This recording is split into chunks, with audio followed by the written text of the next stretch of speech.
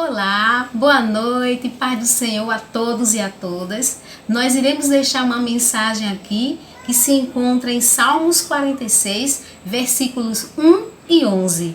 E diz assim: Deus é o nosso refúgio e fortaleza, socorro bem presente nas tribulações. Versos 11. O Senhor dos exércitos está conosco, o Deus de Jacó é o nosso refúgio. Amém. Amém. Nesta noite feliz, neste santo lugar, eu marquei um encontro com Deus. Seu amor é real, sua paz buscarei. Eu marquei um encontro com Deus. Basta que me toque, Senhor, pra minha alma cansada vencer. Se a noite escura está, sua mão me guiará. Basta que me toque, Senhor. Em Jesus eu toquei, salvação encontrei e a paz para o meu coração. Ele muito me amou e do mundo me tirou. Hoje eu sinto de Deus o perdão. Basta que me toque, Senhor, pra minha alma cansada vencer. Se a noite escura está, sua mão me guiará. Basta que me toque, Senhor. Amém. Que Deus nos abençoe. Amém.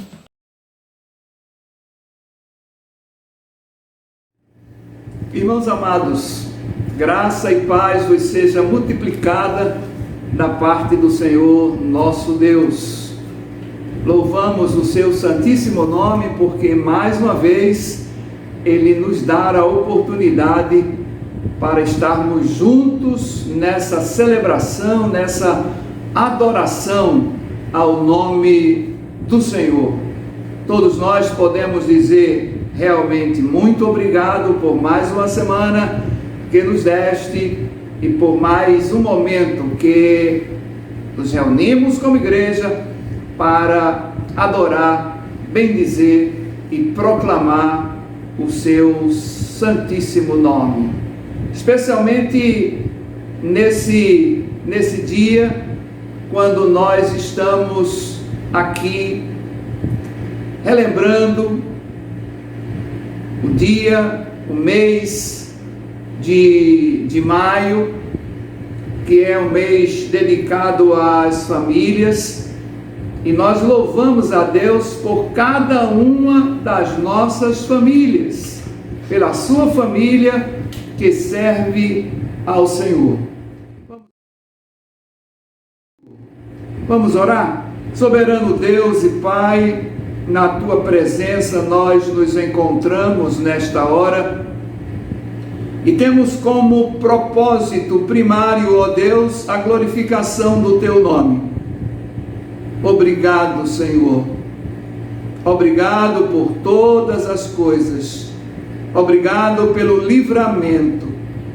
Obrigado pela provisão.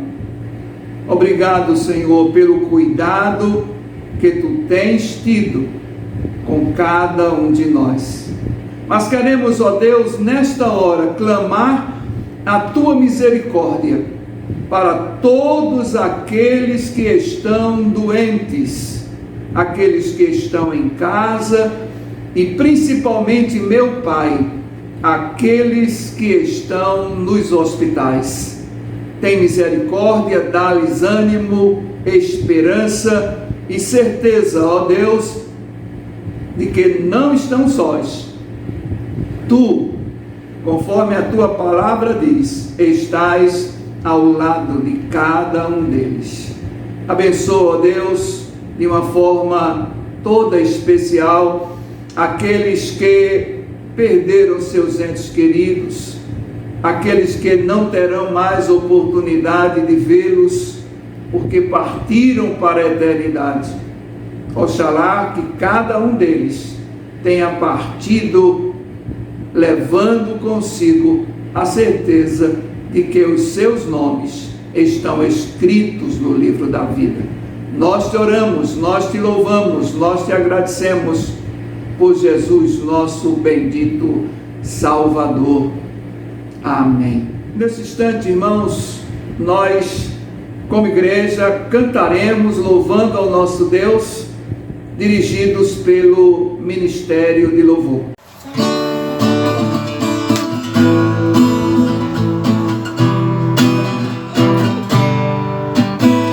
Hoje estamos reunidos para louvar ao Senhor. Tua glória, como um rio, está neste lugar. Hoje estamos reunidos para louvar ao Senhor. Tua glória, como um rio, está neste lugar. Comunhão e adoração é o que Deus reservou para nós.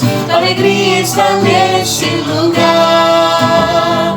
Sua paz entre nós hoje está. Todos juntos louvemos ao Senhor, nosso Deus Pai. Oh, toda a criação no seu trono, ouvindo Ele está nosso louvor, nosso louvor. Tua igreja reunida, nenhum mal poderá destruí-la. Ela é forte, poderosa, sobre a terra prevalecerá. Comunhão e adoração é o que Deus reservou para nós. Tua alegria está neste lugar. Sua paz entre nós hoje está. Todos juntos louvemos ao Senhor, nosso Deus Pai. Oh, toda a criação no seu trono, ouvindo Ele está nosso louvor. Todos juntos louvemos ao Senhor, nosso Deus Pai. Oh, toda a criação no seu trono, ouvindo Ele está nosso louvor, nosso louvor, nosso louvor, nosso louvor, nosso louvor, nosso louvor.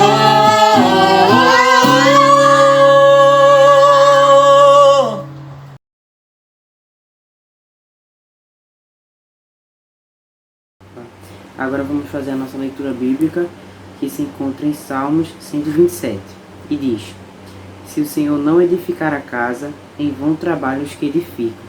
Se o Senhor não guardar a cidade, em vão vigia a sentinela. Inútil vos será levantar de madrugada, repousar à tarde, comer o pão de dores, pois assim dá ele aos seus amados o sono. Eis que os filhos são a herança do Senhor, e o fruto do ventre o seu galardão.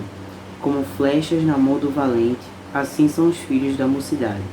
Bem-aventurado o homem que enche deles a sua aljava. Não serão confundidos quando falarem com seus inimigos à porta.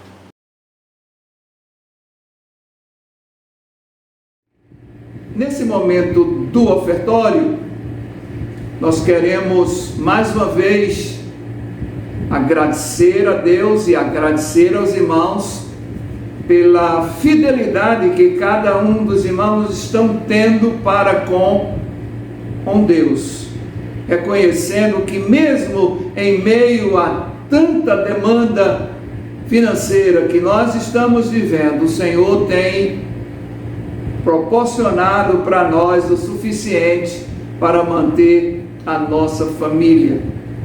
E louvando a Deus, nessa hora, nós aqui e os irmãos aí, o irmão Elvis estará nos conduzindo na condução de um número 385 do cantor cristão Vamos Nós Louvar a Deus.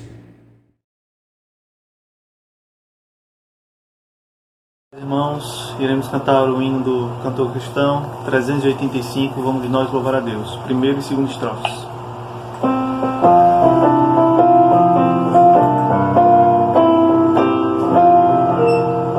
Vamos nós louvar a Deus, vamos, vamos, ao Senhor de toda luz, Santo, Santo. Cantem, louvem lá nos céus, nosso Deus e Rei Jesus. Exaltado seja Deus, Santo, Santo. Exaltado seja nosso Deus e Pai, exaltado para sempre o exaltai. Cantem, louvem lá nos céus, nosso Deus e Rei Jesus. Exaltado seja Deus, Santo, Santo. Deus, o nosso eterno Pai, Santo, Santo. Deus, bênçãos por Jesus, vede, vede. Ao Senhor glorificai, vós os salvos pela cruz. Sim, conosco glória dai, vinde, vinde. Exaltado seja nosso Deus e Pai, exaltado para sempre o exaltai. Cantem, louvem lá nos céus, nosso Deus e Rei Jesus. Exaltado seja Deus, Santo, Santo. Amém.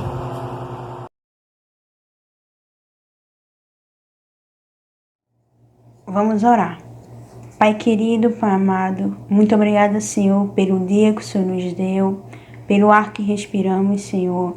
Obrigada pelo alimento que o Senhor sempre nos dá, que o Senhor coloca na nossa mesa, Senhor, através do trabalho dos nossos familiares, Senhor. Muito obrigada também pela saúde, Senhor, que estamos tendo diante dessa pandemia, Senhor.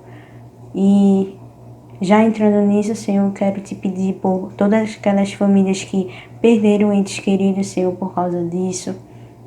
Que o Senhor possa estar tomando a frente, Senhor, daquelas que ainda estão no hospital, dá o conforto, Senhor, ao coração dos familiares, e que o Senhor possa estar dando a cura, Senhor, se for da tua vontade, Pai. Obrigada, Senhor, por estarmos aqui, reunidos em vídeos, louvando o teu nome, falando da tua palavra, Senhor, através da internet, e que alcance muitas vidas, Senhor, e que elas venham para o teu lado, Senhor, de amor e de carinho. Quero te agradecer por cada pessoa, Senhor, que está disposta a ajudar e contribuir para que isso ocorra, Senhor. Nos abençoe nessa noite, durante todo o tempo que estaremos em casa com as nossas famílias, e que possamos estar falando do teu amor através disso, que possamos estar lendo mais a tua palavra, estar podendo ficar mais perto de ti, Senhor. Perdoa os nossos pecados, nossas faltas para contigo. É em teu nome que eu te oro e te agradeço. Amém.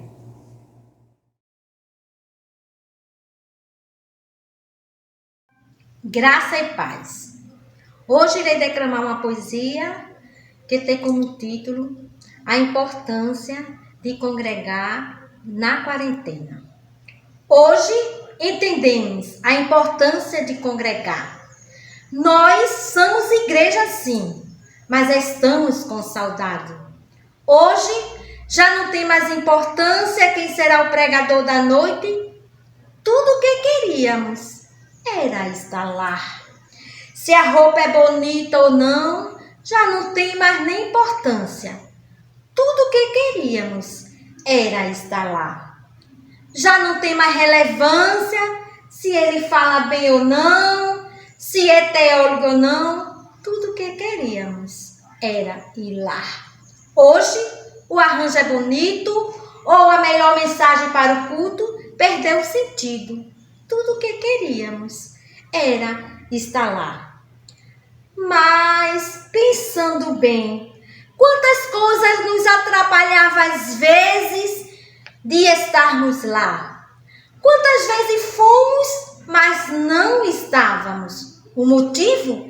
Inventamos muito que nem vou citar. Mas hoje só queria estar lá. Já não tem mais importância se ela precisa de uma pintura, se os bancos não são adequados, se não é tão grande ou bonita. Tudo o que queríamos era estar lá. O desejo da alma de encontrar os irmãos, de abraçar, dar um cheiro. Oh, que saudade! Saudade daquele irmão que talvez um dia passamos por ele sem menos cumprimentar. Das crianças que cantavam o mesmo hino todos os dias. Na verdade, hoje queria escutar. Saudade das irmãs que quando você chegava lá, elas já estavam lá. Saudade daquele irmão que quando subia no altar, você pensava, ele de novo? Por que não chama outro para cantar? Saudade dos músicos que só sabemos criticar. Saudade de ouvir aquele irmão que gostava de testemunhar. Saudade de abraçar a todos no final do culto. Ah, que vontade de estar lá. Enquanto escrevo, choro, porque a saudade é difícil de suportar. Aos amados irmãos em Cristo, em breve mataremos esta saudade. E creio que o nosso culto não será mais o mesmo. E no final, vamos nos abraçar e nos confraternizar. E com certeza, nunca mais entraremos na igreja somente por entrar, pois hoje sabemos a importância de congregar. Eu só queria estar lá. Deus que nos abençoe. Amados, a nossa reflexão nessa noite tem como tema famílias na Bíblia. Famílias na Bíblia. Esse mês de maio é o mês dedicado à família. E por conta da pandemia, nós ficamos impossibilitados de fazer alguma programação específica para a família. Mas nós queremos nesta hora louvar a Deus por cada família, pela sua família, pela minha família, pela nossa família, pelas nossas famílias e especialmente pela nossa grande família que é a Igreja da Torre. Então nós traremos para a nossa reflexão na noite de hoje esse tema, famílias na Bíblia.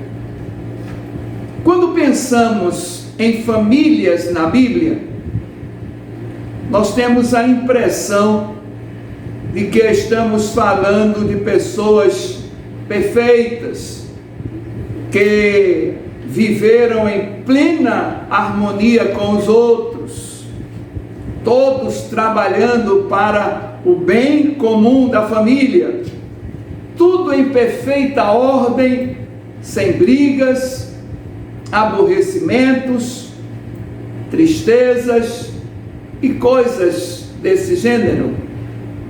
Mas, ao ler os relatos bíblicos, entendemos muito bem que a história não é bem assim.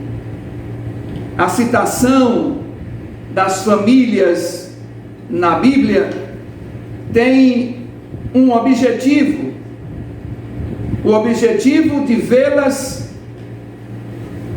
como algo substancial, como exemplos a serem observados e não como parâmetros a serem seguidos. Por quê? Porque cada uma das famílias da Bíblia, elas devem ser analisadas de uma forma pedagógica, porque essa é a maior importância para nós no desenvolvimento de cada uma delas, porque é na família que nós aprendemos a nos relacionar uns com os outros, é na família que nós aprendemos a viver em sociedade, porque a família é a célula inicial de toda uma sociedade.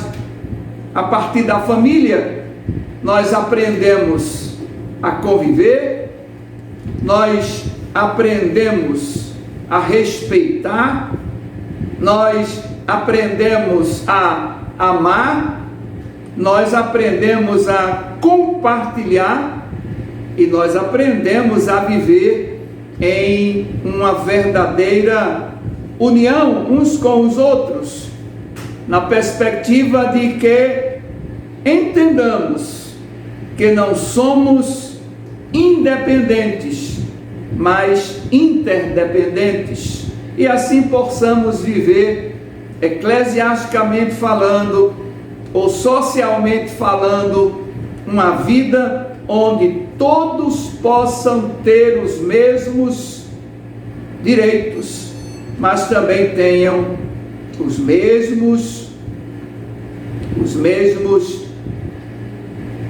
poderíamos dizer assim, as mesmas responsabilidades. Vamos destacar nessa hora algumas famílias na Bíblia, e ratifico aqui mais uma vez: as famílias na Bíblia nos foram apresentadas, aquelas que foram nos apresentadas, elas não devem servir como exemplo para sermos orientados pelo comportamento delas, se bem que algumas delas bem poderiam ser encaradas dessa forma. Mas vamos para algumas famílias encontradas na Bíblia. A primeira delas, logicamente, a família de Adão e Eva, a família primeira na história da humanidade. Nesta poderemos destacar alguns aspectos que devem merecer da nossa parte, amados irmãos, uma certa e grande reflexão. Primeiro destaque: os nossos primeiros pais foram desobedientes a Deus. Apesar dessa desobediência, eles ensinaram aos filhos sobre a verdadeira adoração. Abel e Caim, eles foram verdadeiros adoradores de Deus. Mas nessa família foi onde ocorreu o primeiro homicídio registrado na história da humanidade, e logicamente ocorreu no seio de uma família. Caim matou Abel, seu próprio irmão. Esse crime aconteceu logo após um momento de adoração a Deus. Traduzindo para a nossa linguagem, os dias de hoje, era uma coisa que poderíamos considerar bárbara, um crime ocorrer após um culto de adoração, louvor e proclamação da palavra de Deus. Mas foi justamente isso que aconteceu na primeira família. A segunda família que eu quero destacar nessa noite é a família de Noé. Noé viveu numa época de grande turbulência, de grande corrupção da raça humana. Apesar da decadência de todo o povo, apesar de ninguém ouvir a voz de Noé, a pregação de Noé, ele conseguiu se manter fiel, juntamente com a sua família, às orientações do Senhor. Noé esteve fiel a todas as determinações de Deus, lutando pela preservação da sua família, em meio a essa grande depravação mundial que na sua época ocorria. A ordem de Deus para Noé foi para construir uma arca, pois haveria um grande dilúvio que cobriria toda a terra. Noé e a sua família foram salvos do grande dilúvio porque creram, porque acreditaram na palavra de Deus. Quando eu penso em dilúvio, e o dilúvio lá ocorrido na época de Noé, fico a imaginar quantas pessoas, depois que as águas caíram e começaram a se afogar, nadaram na direção da arca. A Bíblia diz que Deus mandou Noé anunciar o dilúvio, que as pessoas se preparassem, mas depois que terminou a construção e todos aqueles que ouviram a mensagem pregada por Noé, juntamente com os animais, entraram na arca, a Bíblia diz que Deus fechou a arca por fora. Eu acredito que se Deus não tivesse feito isso, Noé com certeza abriria a arca para que algum retardatário pudesse também entrar, mas infelizmente não puderam. A terceira família que eu quero destacar nessa noite é a família de Abraão. A família de Abraão merece também uma grande atenção da nossa parte. Apesar de Abraão ser considerado o pai da fé, ele teve alguns atropelos na caminhada. E todos nós, irmãos, que lemos a Bíblia, sabemos quanta coisa desagradável aconteceu na família de Abraão, pelo simples fato dele não esperar a promessa de Deus acontecer na sua vida.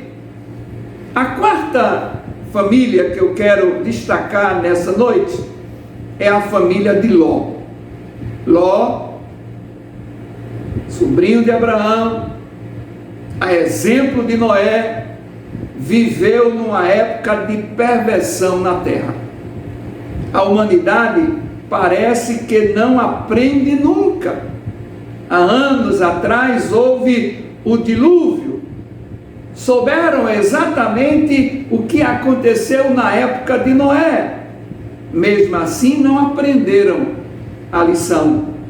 mesmo assim, se envolveram com os seus instintos, a sua vida, os seus achismos, deixaram Deus de lado e a sua palavra, mas Ló e sua família permaneceram fiéis ao Senhor, permaneceram fiéis aos propósitos de Deus.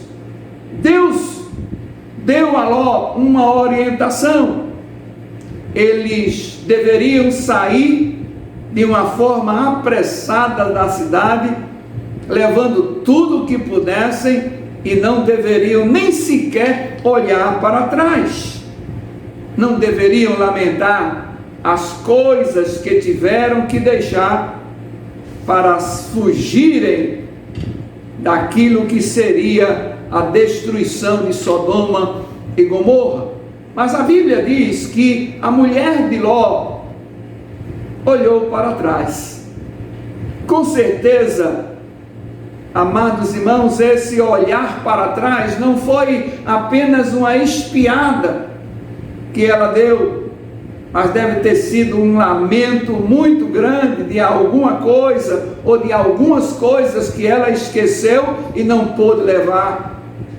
E a Bíblia também diz que ela foi transformada em uma estátua de sal, porque não obedeceu integralmente à recomendação divina. A quinta família, amados irmãos, que eu quero destacar aqui é a família de Isaac. Isaac, filho de Abraão, casou com Rebeca, e essa teve 2 filhos gêmeos, Esaú e Jacó.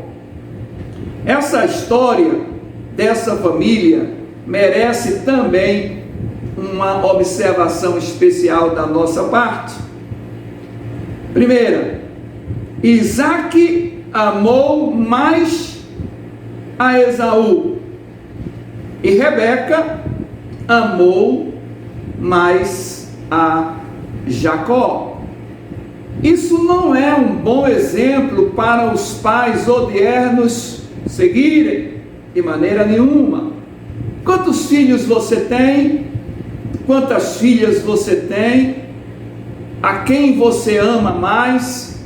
A quem você ama menos? A quem você prefere? A quem você rejeita? Logicamente, todos os filhos devem ser amados do mesmo modo, tanto pelo pai quanto pela mãe. E esse exemplo citado aqui, de Isaac e Rebeca, Esaú e Jacó, trouxeram consequências amargas para a família inteira. Essas divergências sentimentais geraram uma desavença entre os irmãos, a ponto de Esaú querer matar ao seu irmão Jacó. A sexta família a considerar nessa noite é a de Davi. Davi foi um pastor de ovelhas que assumiu o reino de Israel na qualidade de rei. Foi considerado um homem segundo o coração de Deus. Todavia, amados irmãos, a família de Davi foi motivo de muitos escândalos. Davi cometeu adultério e homicídios. Um dos filhos de Davi matou seu próprio irmão. O mesmo filho de Davi que matou o seu irmão também pleiteou destronar a seu pai e assumir o seu lugar no reino como rei. E o interessante é que quando esse filho que queria destronar ao próprio pai foi morto pelo oficial geral das tropas de Davi, e a notícia chegou aos ouvidos dele, Davi chorou amargamente. Davi foi o segundo rei de Israel, foi o rei referência em todo o Israel, todavia não soube conduzir dentro dos propósitos de Deus a sua própria família. Amados, como falei no início, famílias na Bíblia não são citadas para servir de parâmetro para ninguém, modelo a ser seguido, mas para percebermos a importância da família para cada um de nós. E agora eu pergunto, como está a sua família? Geralmente, quando se faz essa pergunta, como está a família? A resposta habitual é, vai bem. E essa nem sempre é a realidade vivenciada no seio da família. Mas aí eu pergunto mais uma vez, como está a sua família? Principalmente quando todos estão obrigados a conviverem literalmente juntos em casa nesse período de quarentena. Como está o relacionamento entre vocês, entre os cônjuges, entre pais e filhos, entre irmãos? Como está esse relacionamento entre vocês? Está agradável? Está desagradável? Está suportável? Ou está insuportável? Você, como eu, como todos, desejamos o fim dessa quarentena. Nós queremos ter liberdade para poder sair, para poder viver a vida que tínhamos antes. Agora, se esse desejo que nós temos de que tudo isso acabe, para que você não possa mais conviver por tanto tempo com a sua própria família, muita coisa está errada e é necessário ser consertada. E como então consertar a família? Amados irmãos, há um adágio popular que diz que pau que nasce torto, morre torto. Na realidade, o ensinamento do Evangelho não é assim. O próprio Jesus Cristo disse que ele não veio por causa dos justos, mas ele veio chamar os pecadores ao arrependimento. E isso inclui tanto eu quanto você, como toda a raça humana. As recomendações bíblicas para que se tenha uma família abençoada e dentro dos parâmetros traçados por Deus, está de forma bem especial, bem delineada, bem responsabilizada a cada um, lá na carta de Paulo aos Efésios, os dois capítulos, capítulo 5 e o capítulo 6.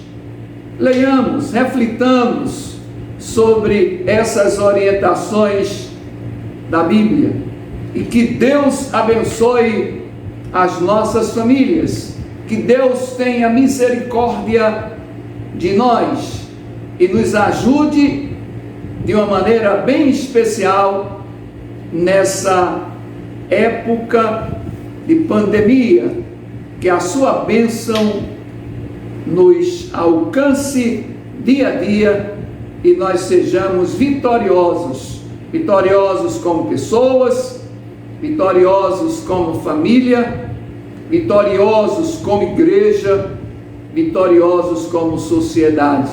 Deus nos abençoe. Amém. Meus irmãos, concluindo todo o culto nessa hora, nós vamos estar orando mais uma vez.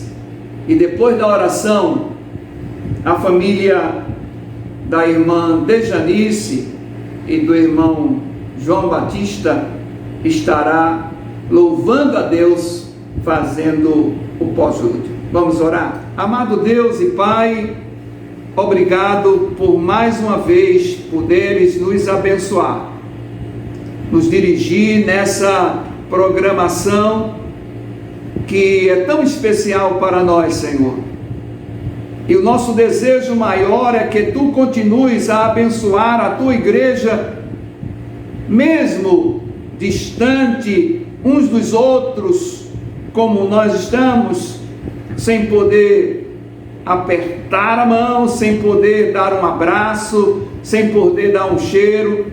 Ó Deus, essas razões são complicadas para nós, Tu bem sabes, mas nós louvamos o Teu nome, apesar de todas as circunstâncias. Abençoa, ó Deus, poderosamente a cada um de nós, a cada família. Mais uma vez eu te peço que em cada casa haja alegria, cada casa haja paz, a Tua paz inunde cada ambiente desta casa, que a Tua presença esteja no coração de cada componente da família, em nome de Jesus. Amém.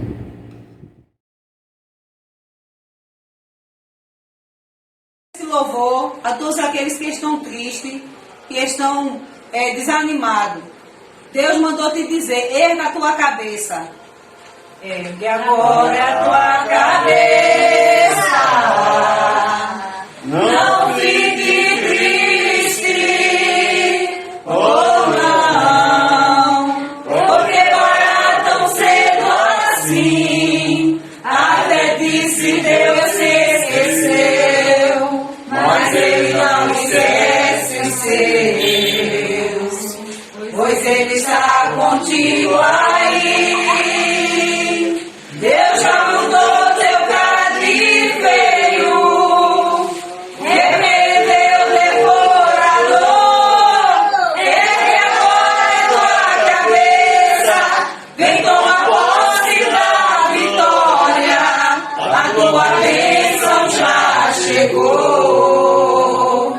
Se você cair, Ele te levanta, se você chorar, Ele te consola. Quando o oprimido Ele te liberta, Ele é o Deus de ontem e de agora. Declare que você é um vencedor. Essa é a vitória que Deus te mandou. Salte para cima, atravesse o abismo, sai desse